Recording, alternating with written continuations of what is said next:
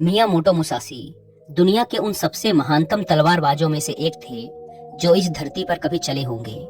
Miyamoto Musashi को Japan के अब तक के इतिहास का सबसे महान समुराई और सर्वश्रेष्ठ तलवारबाज कहा जाता है।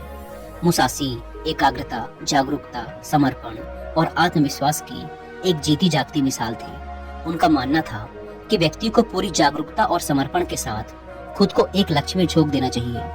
मुसाशी एक बुद्धिस्ट थे और उन्हें पूरे जापान में तलवारबाज संत के नाम से जाना जाता था। वो अपने पूरे जीवन काल में कभी कोई लड़ाई नहीं हारे। उन्होंने आज से 400 साल पहले पूरे जापान में घूम घूम कर उस समय के सबसे ताकतवर, खुखार और निपुण योद्धाओं के साथ कुल 61 द्वंद्व युद्ध लड़े और हर द्वंद्व में सामने वाले प्रतिद्वंदी को धूल चटाई। वो जीवन पर्यंत अपराजित रहे और पूरे देश की मुसाशी अपनी शिक्षाओं में एकाग्रचित होकर अभ्यास करने पर जोर देते हैं।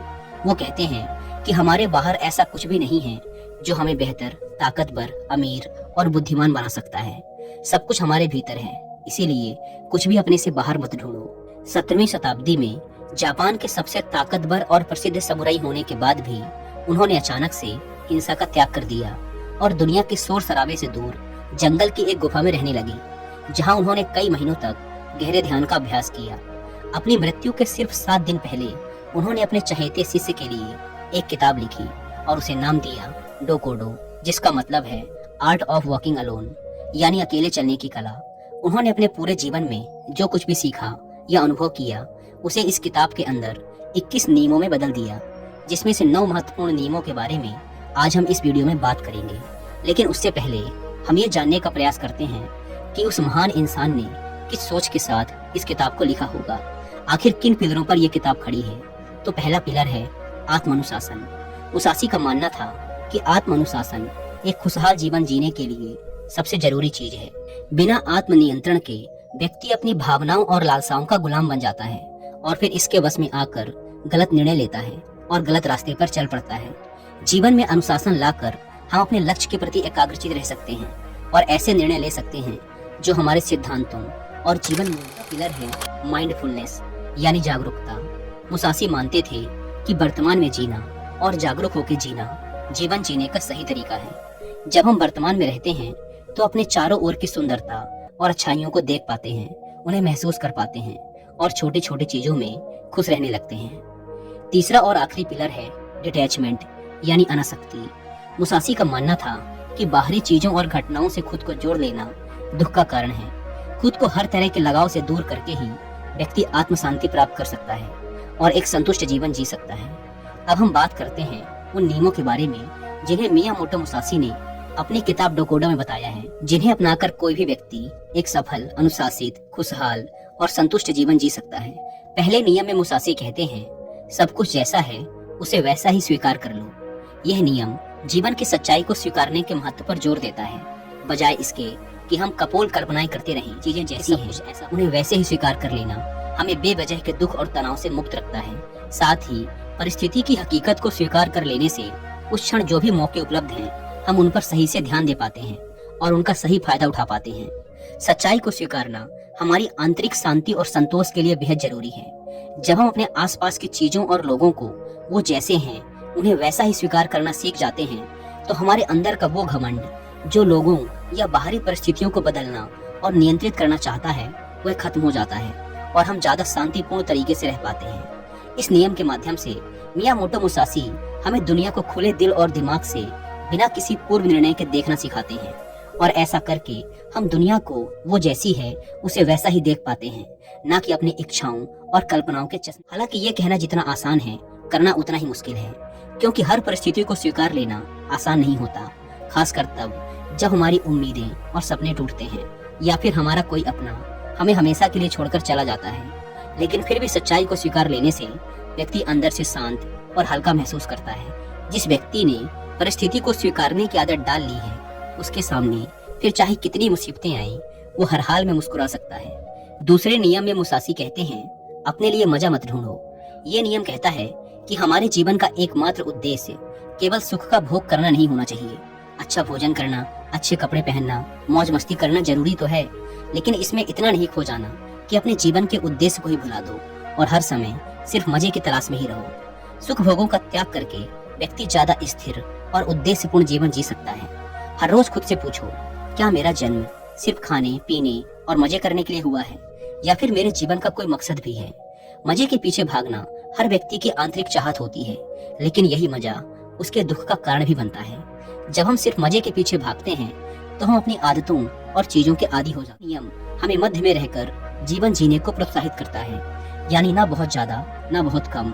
हर चीज को आवश्यकता के अनुसार करो, क्योंकि असली खुशी बाहरी चीजों के उपभोग से नहीं मिलती, बल्कि हमारे अंदर से आती है। जब हम सिर्फ तुरंत मिलने वाले मजे के पीछे भागना शुरू कर देते हैं तो हम इंस्टेंट ग्रेटिफिकेशन के आदी हो जाते हैं, यानी हम सिर्फ ऐसा ही काम करते हैं जिसका रिजल्ट हमें तुरंत मिल जाए।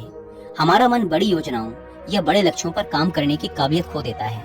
हम किसी भी काम में लंबे समय तक फोकस नहीं कर पाते और जीवन के बड़े लक्ष्यों को हासिल करने से चूक जाते हैं। दोस्तों, अगर आप भी अपने काम में लंबे समय तक फोकस नहीं कर पाते, आपका मन बार बार भटकता है, तो अपने फोकस को इम्प्रूव कैसे करें, इस बारे में डिटेल हो गया उसका पश्चाताप मत करो। ये नियम हमें याद दिलाता है कि हम अपने अतीत को बदल नहीं सकते और अतीत में हुई गलतियां या बुरी घटनाओं को याद करके हम केवल दुखी ही हो सकते हैं। तो बीते हुए कल के बारे में पश्चाताप करने से अच्छा है कि हम अपने अतीत में हुई गलतियों से सीखें और ज्यादा समझदारी व बुद्धिमानी के साथ आगे बढ़ जाएं। पश्चाताप वो बीमारी है जो हमें अतीत में ही फंसाए रखती है और आगे नहीं बढ़ने देती। इस नियम में मुसासी हमें अतीत में हुई गलतियों को स्वीकारने और खुद को व दूसरों को माफ करने के लिए प्रोत्साहित करते हैं। हमें यह स्वीकार करना चाहिए कि अतीत में घटी घटनाओं और लिए गए निर्णयों की बदौलत ही हैं। ऐसा करके हम स्वयं को अतीत के भार से मुक्त करके मौका देते हैं वर्तमान से जुड़ने का। निश्चित रूप से इस नियम में मुसासी हमें अतीत को भूलने के लिए नहीं कह रहे, बल्कि जिसे बदला नहीं जा सकता उसे स्वीकार करके उससे सीख के ज्यादा स्पष्टता और बड़े उद्देश्य के साथ आगे बढ़ने के लिए कह रहे हैं। चौथा नियम, अपनी अधूरी भावनाओं पर निर्भर मत करो। ये नियम हमें अपनी अधूरी भावनाओं के बसीभूत होकर निर्णय लेने से रोकता है, जैसे गुस्सा, अति उत्साह, जलन इत्यादि। हम अक्सर अपनी अधूरी भावनाओं के आधार पर निर्णय ले लेते हैं जो आगे चलकर हमारा बहुत ज्यादा नुकसान करते हैं। मुसासी कहते हैं कि व्यक्ति को खुद की गहरी समझ और परिस्थिति के अनुसार ही निर्णय लेना चाहिए। ऐसा करके हम खुद को अधूरी जानकारी के साथ जल्दबाजी भरे निर्णय लेने से बचा सकते हैं, जिसके लिए बाद में हमें पछताना पड़ेगा। ये नियम हमें अपनी अधूरी भावनाओं और उत्तेजनाओं के साथ दूरी पैदा करने के लिए कहता है और इसके बजाय स्थिर बुद्धि और शांत मन के साथ निर्णय लेने के लिए कहता है। अधूरी भावनाओं के वश में आकर निर्णय लेने के बजाय शांत चित्त होकर निर्णय लेने वाला व्यक्ति खराब से खराब परिस्थिति आने पर भी बड़ी आसानी से उसका सामना कर सकता है। पांचवा नियम, खुद के बारे में हल्का और दुनिया के बारे में गहराई से सोचो। ये नियम हमें विनम्र रहना सिखाता है। इस नियम में मुसासी कहते हैं व्यक्ति को हर समय सिर्फ खुद के महत्व और सिर्फ खुद के बारे में ही नहीं सोचते रहना चाहिए।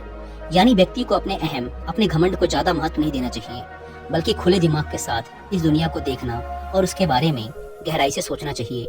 इस दुनिया में कितना कुछ है जो देखने लायक है, विचार करने लायक है, लेकिन ज्यादातर लोग सिर्फ खुद तक ही सिमट कर रह जाते हैं। हमें अपने अहम को कम करके लोगों को दया भावना के साथ देखना और उनके साथ पेश आना चाहिए। हमें लोगों से और इस दुनिया से जुड़ने का प्रयास करना चाहिए। हमें प्रकृति की सुंदरता को निहारना और उसे महसूस करना चाहिए। खुद के बारे में कम और इस दुनिया के बारे में ज्यादा उत्सुकता के साथ सोचना चाहिए। इस नियम में मुसासी खुद को कम समझने या खुद की जरूरतों को नजरअंदाज करने के लिए नहीं कह रहे, बल्कि वो सिर्फ खुद में ही ना खोए रहने और इस दुनिया के साथ एक मजबूत छठा नियम, अपनी इच्छाओं से दूरी बनाकर रखो। इस नियम में मुसासी डिटैचमेंट यानी आसक्ति की बात कर रहे हैं। वो भौतिक संपत्ति, शक्ति और सुंदरता से खुद को आसक्त रखने की बात कर रहे हैं, लेकिन इसका मतलब ये नहीं कि हमें ये सब छोड़ देना चाहिए। पैसा नहीं कमाना चाहिए, शक्ति अर्जित नहीं करनी चाहिए, बल्कि मुसासी कहना चाह रहे हैं कि हमें इन सब चीजों के साथ रहकर भी उनसे आसक्त रहना है। यानी उनका उपयोग तो करना है, लेकिन उनसे लगाव पैदा नहीं करना, अपने अस्तित्व को उनके साथ नहीं जोड़ना। अगर वो चीज कल तुम्हें छोड़कर जाती है तो तुम्हें उसका दुख नहीं होना चाहिए। यानी भौतिक पदार्थों के साथ रहकर भी अंदर से उनके साथ दूरी बनाए रखनी है। सातवां नियम, कभी ईर्ष्या मत करो। ये नियम हमें बताता है कि जलन और ईर्ष्या इंसान को कहीं नहीं पहुंचने देती। ऐसी स्थिति में इंसान का ध्यान सिर्फ उन चीजों पर होता है जो उसके पास नहीं है। वह उन चीजों को नहीं देख पाता जो उसके पास है। वह सामने वाले की उस वस्तु, उसकी विशेषता या उसकी सफलता देखकर जलता रहता है और खुद आगे बढ़ने का प्रयास नहीं कर पाता। जलन व्यक्ति को नकारात्मकता से भर देती है, जिससे वह सामने वाले का कम और खुद का ज्यादा नुकसान कर बैठता है। हमें यह याद रखना चाहिए कि जिसने जिस स्तर की मेहनत की है उसे उस स्तर की सफलता जरूर मिलनी चाहिए। और हमें इससे जलन नहीं बल्कि खुशी महसूस करनी चाहिए, क्योंकि उतनी मेहनत करके हम भी वो चीज या सफलता हासिल कर सकते हैं।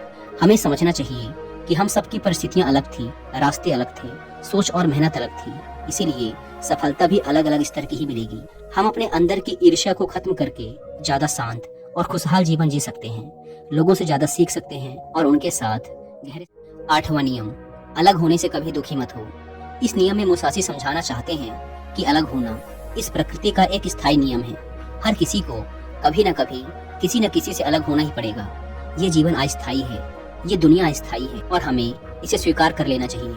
मुसाशी जीवन भर जापान की यात्रा करते रहे, लेकिन उन्हें कभी भी किसी के अलग होने से तनिक भी दुख नहीं हुआ, क्योंकि उन्होंने स्वीकार लिया था कि अलग होना प्रकृति का नियम है और इस नियम के खिलाफ जाकर हम केवल दुखी हो सकते हैं और कुछ नहीं। 9वां नियम, क्रोध और शिकायत खुद के लिए व दूसरों के लिए दोनों के लिए हानिकारक है। ये नियम हमें नकारात्मक ऊर्जा की जीवन बर्बाद कर देने वाली शक्ति के बारे में चेतावनी देता है, जिसके बस में आकर लोग एक दूसरे के प्रति कड़वाहट और गुस्से से भर जाते हैं। मुसाशी कहते हैं कि क्रोध और शिकायत शांतिपूर्ण तरीके से बीच का समाधान निकालना चाहिए।